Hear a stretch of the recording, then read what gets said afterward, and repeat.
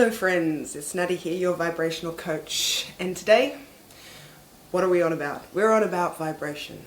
So, you figured out that you care about your vibration.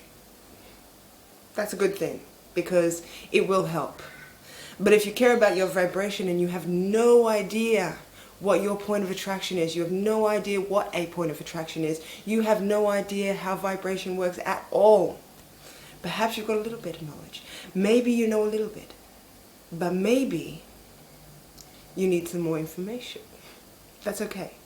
Because it's one of those things that you will constantly be learning. You will never stop learning this stuff. There's always more to learn. So the next thing that we need to understand about vibration is how to know what our own vibration is.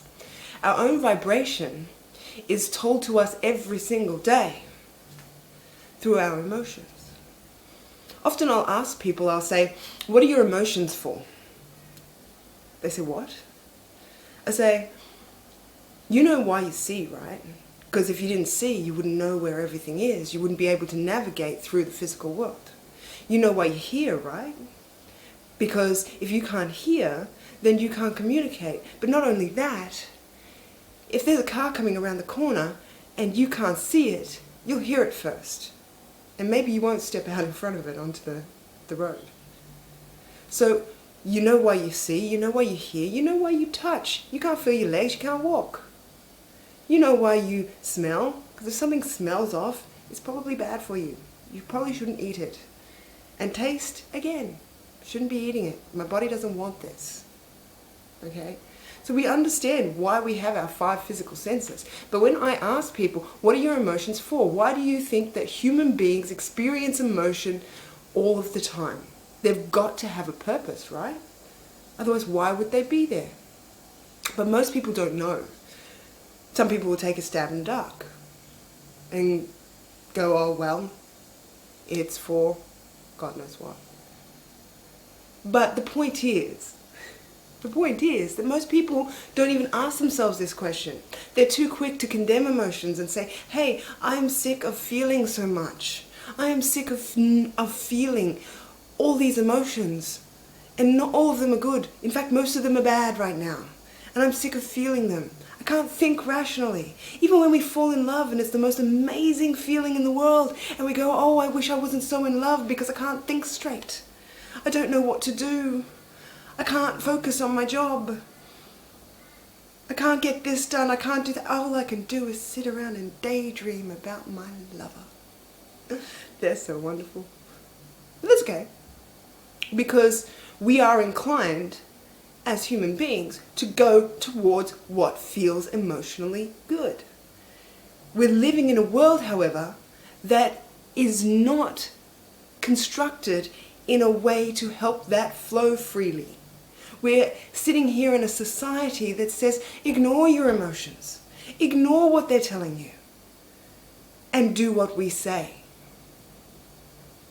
That's a bit screwy.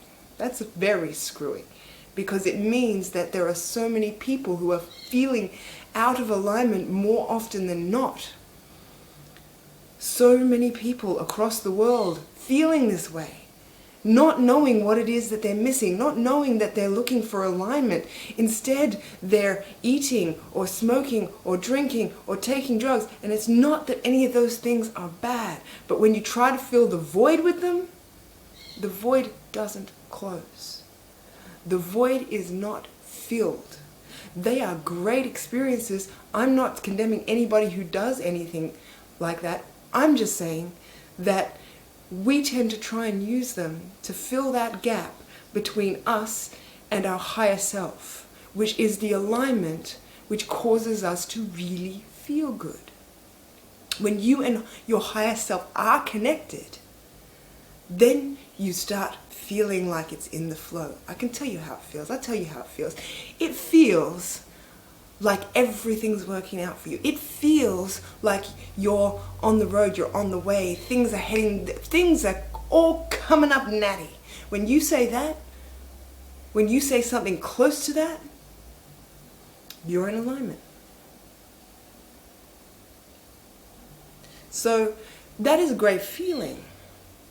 But what is it about a negative emotion that gets our attention more often? Fear. Oh my God, fear. Fear is one of the hardest things for a human being to deal with. It's like being at mercy of the entire world, of everything else. It is such a powerless vibration. That's why we don't like it. Because we came here to be powerful. Human beings are powerful. Look at what we have done. We are powerful. And we are possibly only getting 1% of our potential. I say this to people, scientists nowadays you often hear about, we see approximately 1% of the visual spectrum. 1%. Now, people, they're like, what an interesting factoid. On with the next one. I say, do you understand the implications of that information? That means that 99% of what's going on around you, you can't see with your physical eyes. That means that if seeing is believing and believing is achieving, we are achieving approximately 1% of what we are capable of as human beings. Now, if your life sucks right now, you're probably not surprised at that. But if your life is awesome, or if your life is even mediocre, that's very interesting. That's interesting because, hey, I could be doing 100 times what I'm doing right now. 100 times? Probably more. Probably more. This is mathematics, so spirituality and mathematics don't always connect. But the point is that we are not reaching even close to our potential as human beings. When we start to consider the non-physical, when we start to use the senses that we have that are to pick up on non-physical things like emotions, I got a feeling that I shouldn't do that. Intellectually, it made sense. In fact, intellectually, it was the best option. But you just had this strong feeling you should go another way. You should do something else. You should do this. And those feelings are always right. We know this because when we go against them, you go, I knew it, I knew it, I knew it, I knew it.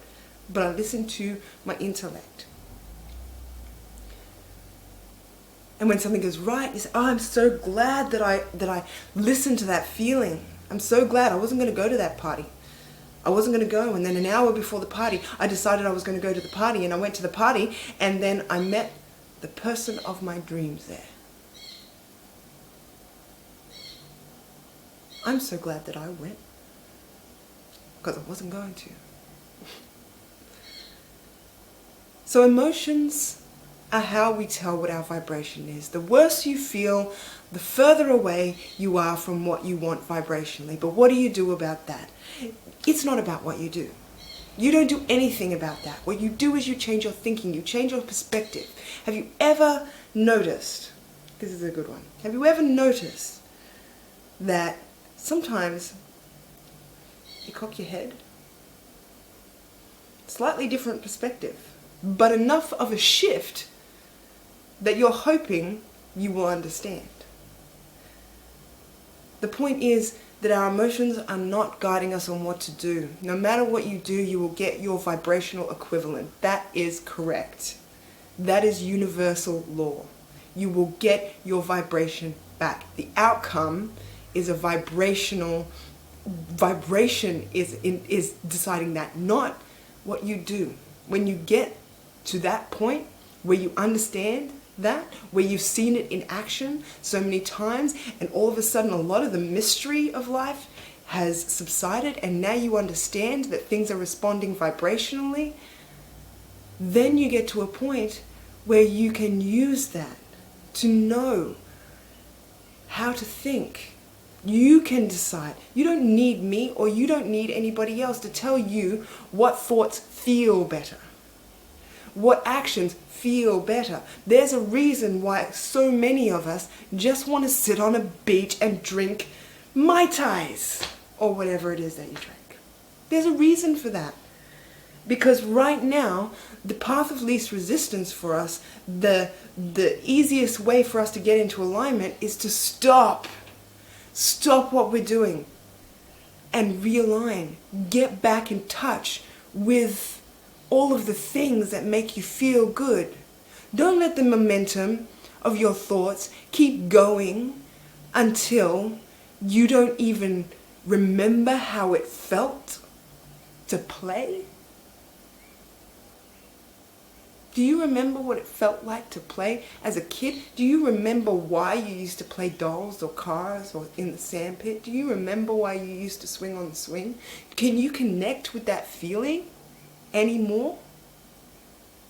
Because if you can't, then you need to look for some fun. You need to inject some fun into your vibration. And that's why your higher self is telling you, go sit on a beach and drink a Mai Tai. Because that's not only going to be fun, but it's going to lead you to all sorts of fun experiences. So in general, how to know our vibration is by listening to our emotions. Take notice of what you're thinking. Always take notice of what you're thinking. And the indicator of what's going to help you with this is your emotions. Because every time you have a negative emotion, you're going to stop and go, hang on, I don't need to feel this negative emotion. What am I thinking that's making me feel this? And what can I think that makes me feel something else? That shift in thought is a shift towards a better vibration.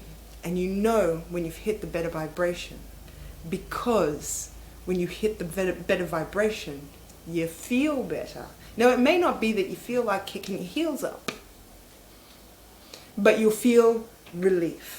And that's important, because that's a small step. Because you're not going to climb 15 stairs at once. You can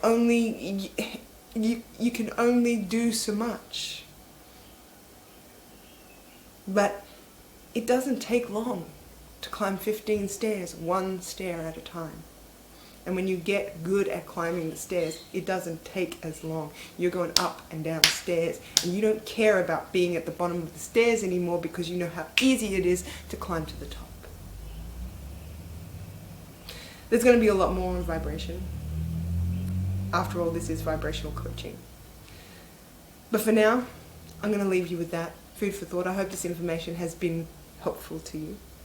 So remember, vibration, emotion. This is how you tell.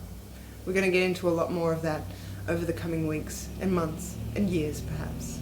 But I'll give you that to chew on and say, see you later.